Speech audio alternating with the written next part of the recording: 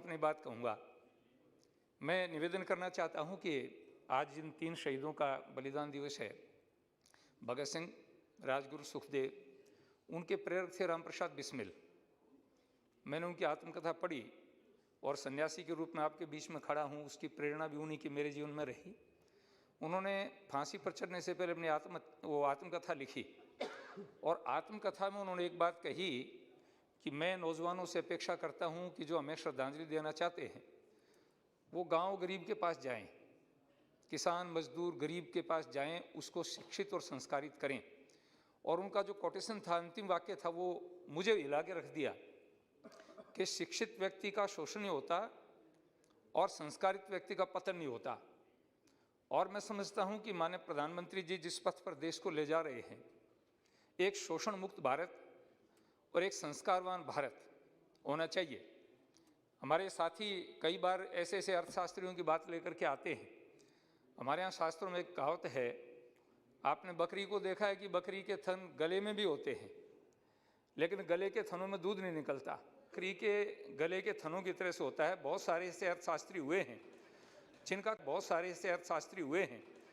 जिनका कोई औचित्य नहीं था। वो ज्ञान को प्रैक्टिकल में जब तक नहीं ला पाएंगे, उसको क्रियात्मक रूप जब तक नहीं देंगे, तब तक उसका कोई लाभ नहीं होगा। और प्रधानमंत्री जी ने एक अभियान चलाया, प्रधानमंत्री बने उसके बाद में उन्होंने चलाया स्वच्छ भारत अभियान। हमने इस स्वच्छ भारत अभियान को केवल मात्र झाड़ू पोंछे तक ले लिया, लेकिन मैं समझता हूं कि भारत को स्वच्छ किस रूप में करना चाहते थे। आर्थिक दृष्टि से हमारे यहाँ शास्त्रों में कहा गया है, अर्थ सूची नाम सर्वसूची।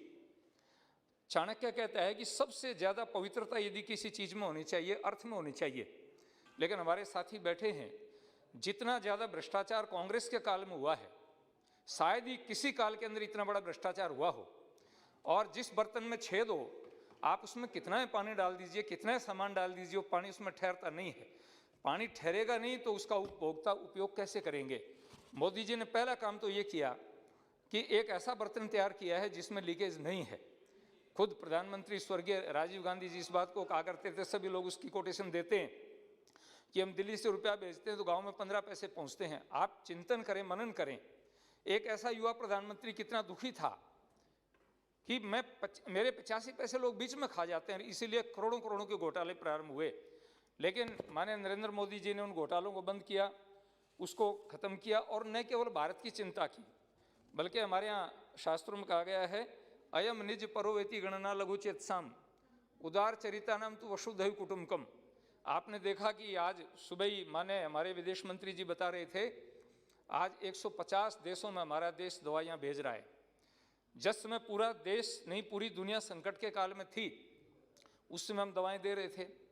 इसलिए अर्थ की व्यवस्था और व्यवस्था के साथ साथ में माने राजनाथ जी का मैं एक दिन स्टेटमेंट सुन रहा था प्रेस के माध्यम से, उन्होंने एक बहुत बढ़िया बात की। पत्रकारों ने उनसे पूछा कि आप भारत को दुनिया का सबसे शक्तिशाली देश बनाना चाहते हो, विश्व गुरु बनाना चाहते हो, तो उन्होंने एक बात कही, हम भारत को दुनिया का ताकतवर तो बनाना चाहते हैं, लेकिन शोषण करने के लिए नहीं, सेवा करने के लिए बनाना चाहते हैं।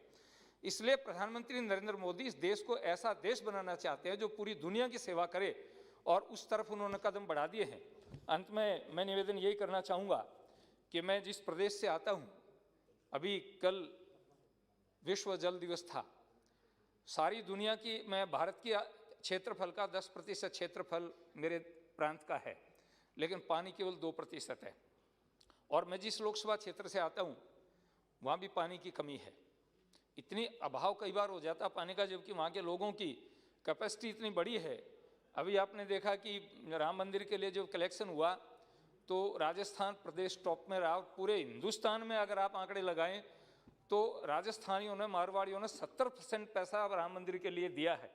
पूरे उसको देख लिया जाए तो मेहनती हैं, परिश्रमी हैं, बाहर जाकर काम करते हैं, फौज में काम करते हैं। मेरी लोकसभा के 400 से अधिक नौजवान शहीद हुए हैं। तो एक तो मेरा निवेदन है कि वहाँ पर एक बहुत बड़ा प्रोजेक्ट भारत सरकार ने शुरू किया है, और वो प्रोजेक्ट कभी बलराम जाखड़ के समय में स्वप्न आया था, लेकिन हमारे भाइयों के दिमाग में पता नहीं क्या रहा, उस क्षेत्र की उपेक्षा करते रहे। वहाँ एक यूरेनियम शोध कारखाना प्रारंभ हुआ है जिसका 6000 करोड़ का बजट है। मेरा सरकार से निवेदन रहेगा, यदि उस प्रोजेक्ट को शुरू कर दिया जाए तो वैज्ञानिकों का ये मत है कि 40 साल तक हमें यूरेनियम कहीं बाहर से नहीं लेना पड़ेगा। उस काम को शुरू किया जाए। इसके साथ साथ में मेरे यहाँ पर एक सैनिक स्कूल, क्योंकि 400 नौजवान हमने शहीद दिए हैं देश को, और मेरे शेखावाटी के कुल आंकड़े लगा लें तो 3 जिलों के 1000 से ज़्यादा नौजवान शहीद हुए हैं। तो मैं आशा करूंगा कि मेरी विचारों पर ध्यान दिया जाएगा और प्रधानमंत्री जी जिस दिशा में देश को ले जा रहे हैं। अंत में एक बात कहना चाहूँगा, हमारे भाई किसानों की बात तो करते हैं, हनुमान जी और दूसरे लोगों ने भी की, लेकिन समस्या क्या है कि तीनों बिल वापस ले जाएं, एक मकान बना दिया जाए और मकान में कहा जाए इसमें रहो, कि नहीं पहले इस मकान को तोड़ो, इसकी एक एक ईंट नींव तक उखाड़ करके फेंक दो, फिर मैं बताऊंगा कि ये मकान आपको बनाना है। हमारी सरकार बार बार कह रही है कि आप बताइए इसमें कमी क्या है, क्या कमी है, हम उस कमी को दूर कर देंगे और आपको रहने के लिए एक बढ़िया जगह देंगे, एक अच्छा सा बिल आपको देंगे। यदि कमी आपको दिखाई देती है तो हमारी सरकार, प्रधानमंत्री जी बार बार कहते हैं कि मेरा मंत्री तो एक टेलीफोन की दूरी पर है, आप हमारे साथ बैठ करके बताइए उन बिलों में क्या कमी है और उन बिलों की कमियों को दूर करने को सरकार समुद्यत है। मैं इस बिल का समर्थन करता हूं। बहुत बहुत धन्यवाद। माननीय मंत्री जी।